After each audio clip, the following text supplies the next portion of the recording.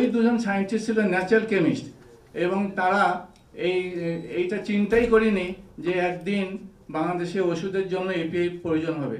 জাতীয় নিরাপত্তা ও ওষুধের কাঁচামাল শিল্প এপিআই উন্নয়নে নীতি ও বাস্তবায়ন কৌশল নিয়ে এক সেমিনার অনুষ্ঠিত হয়েছে। সকালে রাজধানীর বাংলাদেশ মেডিকেল বিশ্ববিদ্যালয়ের সুপার স্পেশালাইজড হাসপাতাল অডিটোরিয়ামে অ্যালায়েন্স ফর হেলথ রিফর্ম বাংলাদেশের উদ্যোগে এই আলোচনা সভা অনুষ্ঠিত হয়। বাংলাদেশের ফার্মাসিউটিক্যালস খাত বিগত কয়েক দশকে এক অনন্য সাফল্যের দৃষ্টান্ত স্থাপন করেছে এবং দেশীয় বাজারে আত্মনির্ভরতা ও বৈশ্বিক ওষুধ বাণিজ্যে ক্রমবর্ধমান অবদান আমাদের অর্থনীতির জন্য এক গুরুত্বপূর্ণ অর্জন। আমরা ন্যারেটিভসটা যদি এইভাবে দেখি যে আজকে ঔষধ শিল্প সমিতি সম্বন্ধে আলোচনা হচ্ছে, তাদের ইন্ডাস্ট্রিয়াল পার্ক সম্বন্ধে আলোচনা হচ্ছে, আমি জাস্ট একটা খুব বুলেট পয়েন্টের কথা আমি বলবো।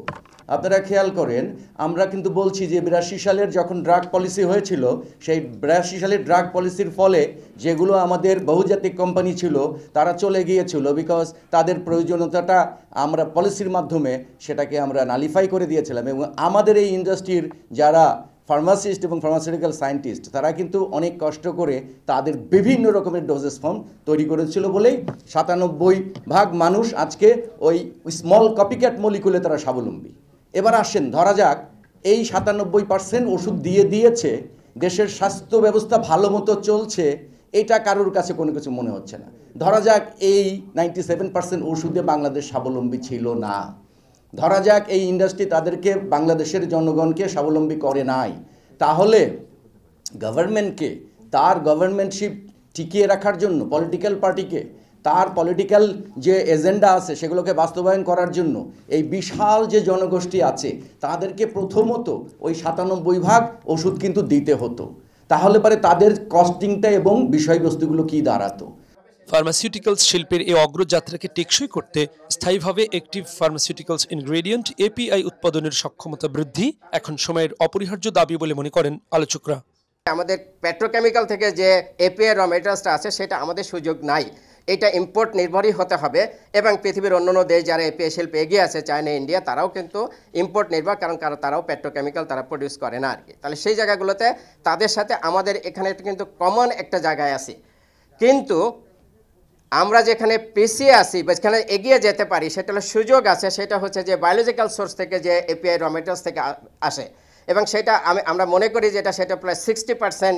এবং পৃথিবী যেহেতু বায়োলজিক্যাল ড্রাগের দিকে সামনে এগোচ্ছে, তাহলে এই এপিআইটাই বেশি দরকার হবে, এবং সেটা আমাদের পরিমণ্ডলে বা আমাদের দেশে যে সমস্ত বায়োলজিক্যাল সাবস্টেন্সগুলো আছে সেখান থেকে যদি আমরা এটা বের করে ফেলতে পারি। বাংলাদেশ ফার্মাসিউটিক্যাল ইন্ডাস্ট্রিকে যদি চিন্তা করতে বলা হয় যে ওনারা এপিআই কে কিভাবে দেখছেন, ব্যবসার কোন অ্যাঙ্গেল থেকে দেখছেন, তাহলে হয়তো কিছু সমাধান আগাবে। সরকারকে ঠিক করতে হবে যে তারা এপিআই কে কিভাবে দেখছে, এপিআই এর যারা তৈরি করছেন তাদেরকে ঠিক করতে হবে তারা এপিআই কে কিভাবে দেখছেন। না হলে একটু আগে যে কথাটা বলা হয়েছে যে বাংলাদেশের সমস্যা হচ্ছে যে কোনো সমস্যার সমাধানের জন্য আমরা অনেকগুলো কমিটি করি, আর সেই কমিটিগুলোকে সমন্বয়ের জন্য আরো কয়েকটা কমিটি করি। এই কমিটিগুলোই হতে থাকবে, এবং সমন্বয় করার জন্য আবার একটা হাই লেভেল কমিটি করি, এটা অনেক হাই। কমিটি এত হাই হয়ে যায় যে কাজ করার জায়গা থাকে না। বাংলাদেশ ঔষধ শিল্প সমিতি বলছে, ইপিআই শিল্পের উন্নয়নে সরকার আশার আলো দেখিয়েও এখনো কোনো কার্যকর পদক্ষেপ নেয়নি, তাই বড় ধরনের আর্থিক ক্ষতির মুখে পড়তে যাচ্ছে এই শিল্প খাতটি। একটা হলো আমাদেরকে উৎসাহ দেওয়া হলো যে এপিআই আমরা পার্ক করেছি, আপনারা আসেন এখানে ইন্ডাস্ট্রি করেন, আমরা আপনাদের বিভিন্ন পুনরুদ্ধারের বিষয় দেখলেন এবং সাপোর্টের কথা বললেন, এগুলো করা হবে। তো আমার আরেকটা পরিচয় হলো, আমি সেই ব্যক্তি যে প্রথমে এই কথার উপরে বিশ্বাস করে ব্যাংকের কাছ থেকে 490 কোটি টাকা লোন নিয়ে ওইখানে এপিআই ফ্যাক্টরি করেছি গজারিয়াতে। 2 বছর এটা অপেক্ষা করছে, আরও কতদিন অপেক্ষা করবে এটা আমরা জানি না। কিন্তু আমি যে প্রতিদিন 20 লক্ষ টাকা ইন্টারেস্ট দেই, এটা আমাকে কে দিবে? প্রতিদিন আমার 20 লক্ষ টাকা ইন্টারেস্ট এখানে অ্যাড হয়, যেটা 2 বছর যাবতে অ্যাকুমুলেশন হচ্ছে, আমাকে কেউ এটা মাফ করবে? তাহলে আপনারা এপিআই ইন্ডাস্ট্রি আমাদেরকে করতে বলেন, আমার পরে আর কোন পাগল আছে যে এখানে ইন্ডাস্ট্রি করতে যাবে?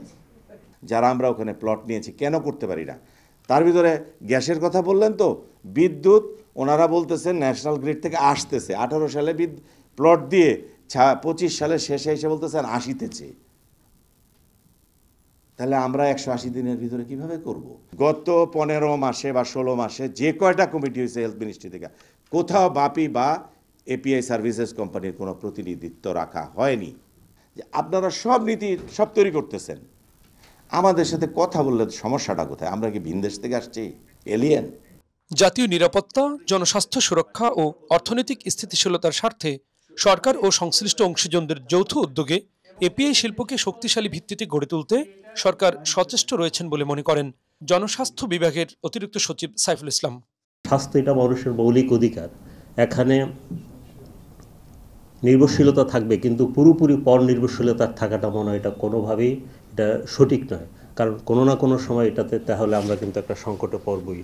যেমন করোনাকালীন সময় আমরা দেখেছি, তাই না, যে এপিআই যে কথাটা বলা হলো কি অ্যাক্টিভ ফার্মাসিউটিক্যালস ইনগ্রেডিয়েন্ট, যেটা এই উপাদানগুলি অ্যাক্টিভ, যাদের থেকে আমরা ইম্পোর্ট করে এনে তারা এক্সপোর্ট বন্ধ করে দিল, লকডাউন হয়ে গেল, তাদের এক্সপোর্ট বন্ধ হয়ে গেল, তারপরে তাদের সীমান্তগুলো বন্ধ হয়ে গেল। অর্থাৎ ইন্টারন্যাশনাল এপিআইয়ের ইন্টারন্যাশনাল যে সাপ্লাই চেইনগুলো, সেখানে একটা জায়গায় জায়গায় একটা হ্যাম্পার তৈরি হলো, একটা অবস্ট্যাকল তৈরি হলো। সেই অবস্থায় বাংলাদেশের হেলথ সেক্টর, ফার্মাসিউটিক্যাল সেক্টরের এবং আমাদের কী পরিণত হলো, আমাদের কী ভোগান্তি হলো, সেটা আমরা দেখেছি। সুতরাং আমরা মনে করি এই জাতীয় অত্যাবশ্যকীয়পূর্ণ, যেটা একটা জাতির জন্য, একটা রাষ্ট্রের জন্য, স্বাস্থ্যের জন্য অত্যন্ত গুরুত্বপূর্ণ, এই বিষয়গুলো পুরোপুরি পরনির্ভরশীল থাকা কোনো দিনেই এটা উচিত না। সুতরাং এখন থেকে আমাদের এপিআই ইন্ডাস্ট্রি নিয়ে যে আলোচনাগুলো হয়েছে, এখন থেকে এগুলি নিয়ে আমাদেরকে সতর্ক হওয়া দরকার এবং নিজেরা কীভাবে উৎপাদন করি, যেহেতু মৌলিক বিষয়গুলো আমাদের রয়েছে, এগুলো আমাদের প্রয়োজন। বাংলাদেশের ওষুধ শিল্পের প্রতিযোগিতা সক্ষমতা বজায় রাখা ও টেকসই উন্নয়ন নিশ্চিত করতে প্রয়োজনীয় আর্থসামাজিক ও প্রাতিষ্ঠানিক সহায়তা কাঠামো গঠন করা দরকার বলে মনে করেন বাংলাদেশ ঔষধ শিল্প সমিতির সভাপতি ডক্টর আব্দুল মুক্তাদির। আপনারা প্রতিটি ক্ষেত্রে দেখেন যে 80 দশক 90 সাল পর্যন্ত যে জিনিসগুলি যা দাম ছিল, সেগুলি 40 গুণ বেড়েছে। এইবার ওষুধের দিকে আসি। একটি প্যারাসিটামল তখন কিনে খাইতাম 65 পয়সায়, তাইলে সেই অনুযায়ী একটি প্যারাসিটামলের দাম হওয়া উচিত, আমি হিসাব করে দেখলাম 26 টাকা, কিন্তু এখন কিনি 1 টাকা 20 পয়সায়। কিন্তু আবারই আরেকটা বিষয়, যে সব কথাবার্তার শেষে আবার এই কথাটা আসে যে ভাই ওষুধের দাম একটু কম রাখেন। তো এই যে দ্বিচারিতা এবং বিপরীতমুখী অবস্থান, এইটা আমাদেরকে অনেক সময় একটা অকওয়ার্ড সিচুয়েশনে ফেলে দেয়। অনুষ্ঠানে ফার্মাসিউটিক্যাল শিল্পের বিভিন্ন প্রতিনিধিবৃন্দ, এপিআই শিল্পের প্রতিনিধিবৃন্দ, স্বাস্থ্য খাতের বিশেষজ্ঞ, গবেষক, শিক্ষার্থী ও নীতি নির্ধারকগণ উপস্থিত ছিলেন।